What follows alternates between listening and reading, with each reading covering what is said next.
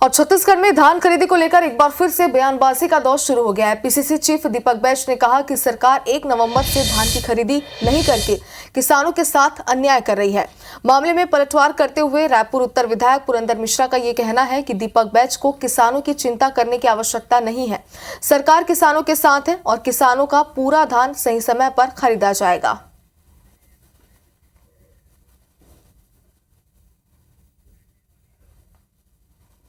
आखिर 1 नवंबर से धान खरीदी करने में क्या दिक्कत है सरकार को? मतलब सीधा सीधा सरकार नहीं चाहती कि किसानों का एक एक दाना धान खरीदे। कहीं ना कहीं किसानों को चोट पहुंचाने का काम इस सरकार कर रही है। हमने किसानों का सर समेत सम्मान किया, प्रधानमंत्री ने किसानों का सम्मान किया। हमने 31 रुपया में 20 क्विंटल धान खरीदने का लक्ष्य रखा है, उनको दिया। हम समय पे धान खरीदेंगे, एक एक दाना खरीदेंगे। दीपक बैज को चिंता करने की जरूरत नहीं है।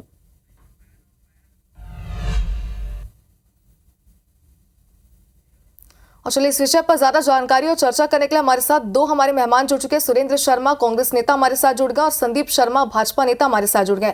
संदीप जी, सबसे पहले मैं आपके पास आना चाहती हूँ क्योंकि दीपक बैज ने कहा है कि 1 नवंबर से धान खरीदी नहीं होने की वजह से भाजपा यानी कि सरकार जो है वो किसानों के साथ अन्याय करे। इस पर क्या कहेंगे आप? देखिए, दीपक बैज जी जो है अपनी कुर्सी बचाने के लिए इस तरह से बयानबाजी कर रहे हैं। कांग्रेस पार्टी में आजकल लगातार नेताओं में आपस में बयानबाजी करने की एक होड़ मची है कि भारतीय जनता पार्टी के खिलाफ कौन ज्यादा बयान देता है। वो इसी की केवल खाना पूर्ति करने से ज्यादा कुछ नहीं है। और जहां तक रहा धान खरीदी का मामला, तो उनको खुद बताना चाहिए कांग्रेस पार्टी सत्ता में आने के बाद लगातार दिसंबर में धान खरीदी की योजना क्यों बनाती थी और उस तरह में किसानों के साथ इन्होंने छल कपट किया। किसानों को इन्होंने कहा था कि राहुल गांधी ने कहा था कि नो लिमिट, हम बैरियर हटा देंगे और बिना लिमिट के धान खरीदी करेंगे, लेकिन इन्होंने 15 क्विंटल से ज्यादा धान किसानों को नहीं खरीदा। आज भारतीय जनता पार्टी 21 क्विंटल धान प्रति एकड़ के हिसाब से खरीदने का वादा की उसको निभा रही है। हमने एक मुश्त पैसा देने का काम किया, हमने 2 साल का बोनस दिया। किसानों को जितना पैसा धान का होता था हम पूरा का पूरा एक मुश्त दिया। और कांग्रेस पार्टी क्या करती थी, 3-4 बार में झुला झुला करके पैसा देती थी और एक बार का पैसा तो खा के लोग भाग गए हैं। तो अपने ये जो काले कारनामे है उसको छुपाने के लिए इस तरह से बयानबाजी कर रहे हैं और कांग्रेस के प्रदेश अध्यक्ष जो हैं, इससे ज्यादा कुछ नहीं है। और कुल मिलाकर के जो आरोप लगा रहे हैं उस पर प्रतिक्रिया भी हमारे साथ लेने के लिए सुरेंद्र शर्मा हमारे साथ मौजूद है। सुरेंद्र जी, आपके पास मानना चाहती हूँ, पुरंदर मिश्रा का बयान हम सुने तो उन्होंने साफ तौर पर कहा है कि किसानों का पूरा धान खरीदा जाएगा, पूरी रणनीति तैयार है। फिर इस तरीके की बयानबाजी विपक्ष के द्वारा क्यों की जा रही है?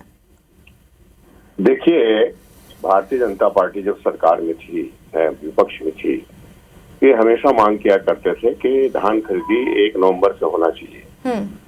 और आज जब रकबा बढ़ चुका है, धान खरीदी का आंकड़ा बढ़ चुका है, 21 क्विंटल प्रति क्विंटल खरीदना है और जिस तरह से बम्पर पैदावार है इस साल फसल की, तो ऐसी स्थिति में 1 नवंबर से धान खरीदी करेंगे तभी लगभग 1,50,000 या 1,60,000 क्विंटल धान खरीदी कर पाएंगे। अब अगर ऐसी चीजों में किसानों की चिंता कांग्रेस पार्टी करती है या भारतीय जनता पार्टी को सुझाव देती है तो इनको तकलीफ क्यों होता है, ये बात समझ में नहीं आता। बात दरअसल ये है, वास्तविक में अगर आपको किसानों की चिंता है तो आज धान खरीदी केंद्रों की संख्या में भी वृद्धि होनी चाहिए। 1 नवंबर से धान खरीदी होनी चाहिए, कस्टम मिलिंग की पहली से व्यवस्था होनी चाहिए और इस बात का सुझाव देने का, इस बात का मांग करने का अधिकार कांग्रेस पार्टी का है। कांग्रेस पार्टी विपक्ष में है और इन सब चीजों को ठीक करने की जिम्मेदारी भारतीय जनता पार्टी की है क्योंकि वो सरकार में है।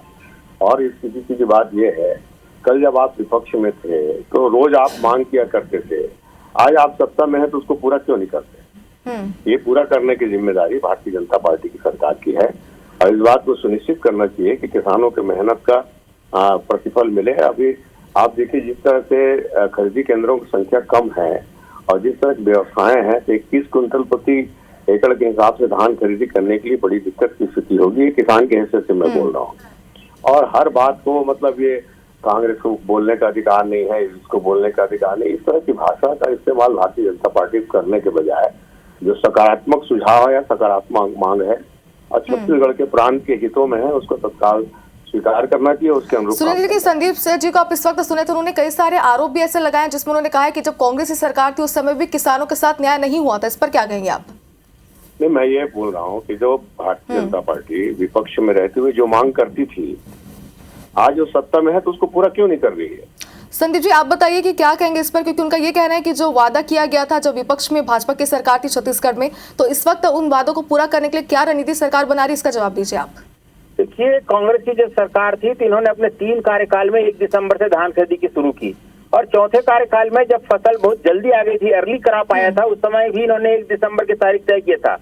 निश्चित रूप से उस समय हमने मांग किया था कि क्रॉप जल्दी आ रहा है, आपको जल्दी खरीदी करनी चाहिए, और हमारी पूरी पार्टी ने इनके ऊपर दबाव बनाया कि क्रॉप जल्दी आ रही है इसलिए आप जल्दी खरीदी करिए, तब जाकर के इन्होंने जल्दी खरीदी शुरू की। लेकिन मैं बहुत गंभीरता से, बहुत जिम्मेदारी से कह रहा हूँ कि आप इस वर्ष के जो कृषि विभाग के आंकड़े उठा करके देख लीजिए।